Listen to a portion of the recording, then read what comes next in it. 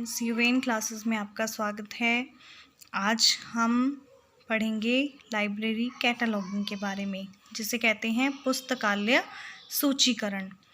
देखिए, library catalogue के बारे में सारी इन्फॉर्मेशन मैंने इससे पहले वाली वीडियो के अंदर सारी दे दी है, तो अच्छे से आप पहले वो वाली वीडियो देख लेंगे, तब आपको सूचीकरण के बारे में सब कुछ समझ में आ जाएगा।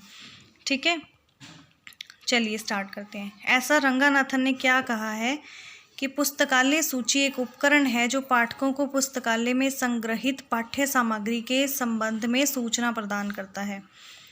कि जो भी पुस्तकालय में उपकरण उपलब्ध हैं उनके बारे में सूचना प्रदान करना किसका काम है? पुस्तकालय सूची का।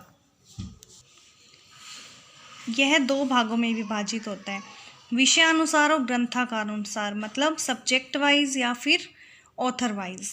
ठीक है, ऐसे यह पाठक को उसका वांछित ग्रंथ कम समय में प्राप्त कराने में सहायक है। ठीक है, अब इसके बारे में पढ़ते हैं। वर्ड कैटलॉग जो है, ग्रीक वर्ड कैटालोगोस से आया है, जिसका मतलब होता है लिस्ट, रजिस्टर और कंप्लीट एनुमरेशन ऑफ समथिंग, किसी एक चीज़ की पूरी लिस्ट, सूची देना। ठीक है, ग्रीक अपने को याद रखना है, कैटलॉग वर्ड ग्रीक लैंग्वेज से। ठीक है, कैटालोगोस ग्रीक वर्ड है, कैटालोगोस उससे ही आया है।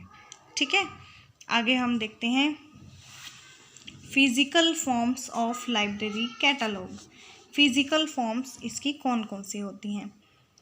The main two parts of form of catalog, first is conventional and second is non-conventional। दो भागों में बांटा गया है, कन्वेंशनल और नॉन कन्वेंशनल। फर्स्ट हम कन्वेंशनल को रीड करेंगे सबसे पहले। कन्वेंशनल फॉर्म में क्या है? 3 टाइप्स हैं। ठीक है, कौन कौन सी हैं? कार्ड फॉर्म है, और सेकंड है प्रिंटेड बुक फॉर्म, और थर्ड है शीट फॉर्म। पहले हम पढ़ते हैं कार्ड फॉर्म। इसको हिंदी में क्या कहते हैं? पत्रक स्वरूप। ये है जो कार्ड्स के अंदर सारी इंफॉर्मेशन फिल की होती है, जैसे कि this is the popular form of catalogue adopted all over the world during 1950s। 1950 में इसको अपनाया गया था, अडॉप्ट किया गया था इस पॉपुलर फॉर्म को। और कंप्यूटराइज्ड कैटलॉग के रूप में इसने कब जन्म लिया? 1990 में। 50 में तो ये कैटलॉग यूज़ करने स्टार्ट किए लाइब्रेरीज़ ने, है ना, और 1990 में ये जो कैटलॉग हैं इन्होंने कंप्यूटराइज्ड रूप ले लिया। ठीक है, इसमें क्या होता है? कैटलॉग कार्ड जो साइज़ मैंने आपको कल वाली वीडियो में बताया था कि कैटलॉग कार्ड का साइज़ क्या होता है, 12.5 इंटू 7.5 सेंटीमीटर या फिर 5 इंटू 3 इंचज़ में होता है, 5 इंटू 3। ठीक है, ऐसे कार्ड्स इसमें यूज़ किए जाते हैं। और in this card items of information required for publication, pages and call number of the book are written. क्या रिटन होता है कार्ड के अंदर? सारी इन्फॉर्मेशन, वो भी मैंने आपको कल बताई थी कि एक बुक का सारा बिब्लियोग्राफिकल डेटा, जैसे कि पब्लिशर कौन है, कहाँ से पब्लिश हुई है, कौन सी ईयर में हुई थी, कितने पेजेस हैं, ऑथर कौन है, सब्जेक्ट क्या है, ये सब इस कार्ड में सारी इंफॉर्मेशन फिल की होती है। The card catalogue was first introduced in 1743 in France by Abbe Rozier at the Paris Academy of Science. Catalogue firstly introduce कब किए गए थे? 1743 में, फ्रांस में। किसके द्वारा? एबी रॉयजर के द्वारा। ये क्वेश्चन पहले पूछा जा चुका है और ये क्वेश्चन आ भी सकता है पेपर में कि फर्स्टली कब इंट्रोड्यूस किया गया था कैटलॉग कार्ड को? 1743 में। कहाँ पे? फ्रांस में। और किसके द्वारा? एबी रॉयजर के द्वारा। ठीक है, और अब चलते हैं सेकंड फॉर्म पे, जो कि है प्रिंटेड बुक फॉर्म। इसको हिंदी में कहते हैं पुस्तक अथवा पंजिका स्वरूप। इसे गार्ड बुक कैटलॉग भी कहा जा सकता है। ठीक है, इसमें क्या होता है? एक पेज होता है हार्ड पेपर, उसके ऊपर सारी एंट्रीज लिखी जाती हैं। ठीक है, और उसकी एंट्रीज को कट करके, सारी एंट्रीज जब बन जाती हैं तो एक पेज के ऊपर उसको कट करके लगाया जाता है। ये इतनी ज़्यादा यूज़ में नहीं थी, इसलिए इतनी इम्पॉर्टेंट नहीं है। थर्ड है शीफ फॉर्म, पुलिंदा नुमा स्वरूप हिंदी में इसको कहते हैं। ठीक है। It consist of sheets of tough paper, इसमें भी एक टफ पेपर की शीट होती है, इसका साइज़ होता है 15 सेंटीमीटर इंटू 10 सेंटीमीटर। इस शीट के बाईं ओर 2 छेद होते हैं, एक शीट पर केवल एक ही एंट्री की जाती है। सभी शीट्स को यांत्रिक विधि से बांध कर रखा जाता है।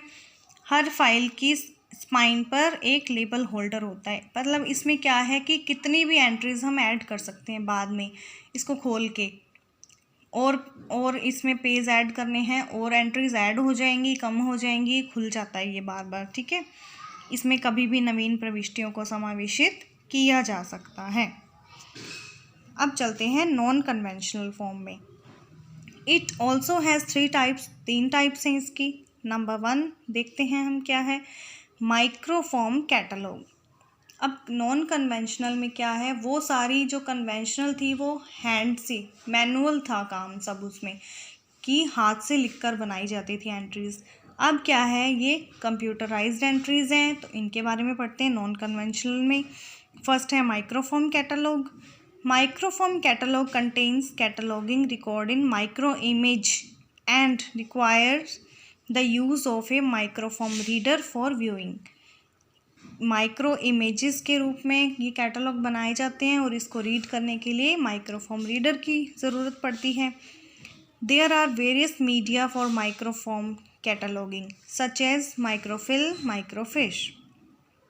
इस फॉर्म को डायरेक्टली कंप्यूटर डेटाबेस से प्रोड्यूस किया जा सकता है और इस मेथड को क्या कहते हैं, कंप्यूटर आउटपुट माइक्रोफॉर्म कहा जाता है। ठीक है। सेकंड है मार्क। मार्क की फुल फॉर्म है मशीन रीडेबल कैटलॉग। ठीक है। The concept of mark Herald a new era in libraries. अब ये क्या है, मार्क जो आया था ये बहुत ही यूज़फुल रहा था। Mark stimulated the development of library automation and information networks.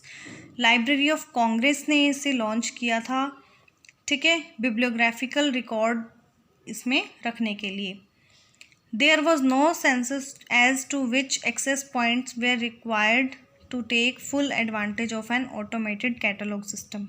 इसमें क्या थी कि एक्सेस करने में थोड़ी सी प्रॉब्लम आ रही थी, इसलिए ये ज़्यादा यूज़ में नहीं रहा।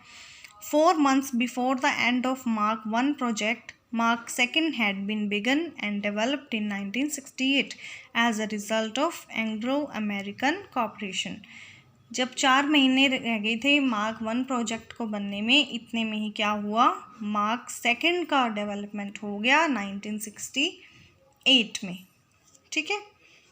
थर्ड हम चलते हैं ओपैक पे, ऑनलाइन पब्लिक एक्सेस कैटलॉग।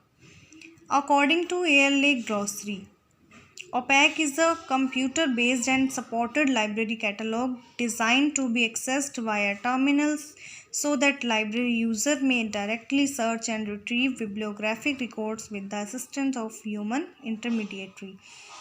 इसका सिंपल सा मीनिंग ये है कि ऑनलाइन सारा कैटलॉग को, ऑनलाइन जैसे एक सॉफ्टवेयर है उसमें सारी बुक्स की एंट्रीज़ हैं। यूज़र आएगा, सबसे पहले वो स्क्रीन पे जाएगा, वहाँ से अपनी बुक को सर्च करेगा, नहीं सर्च हो रही है तो फिर ह्यूमन इंटरमीडिएटरी मतलब लाइब्रेरियन स्टाफ में से किसी से हेल्प लेगा और वहाँ से अपनी बुक को सर्च कर लेगा कि वो बुक कौन सी शेल्फ पे है, कौन से सेक्शन में पड़ी है और कहाँ है। ठीक है।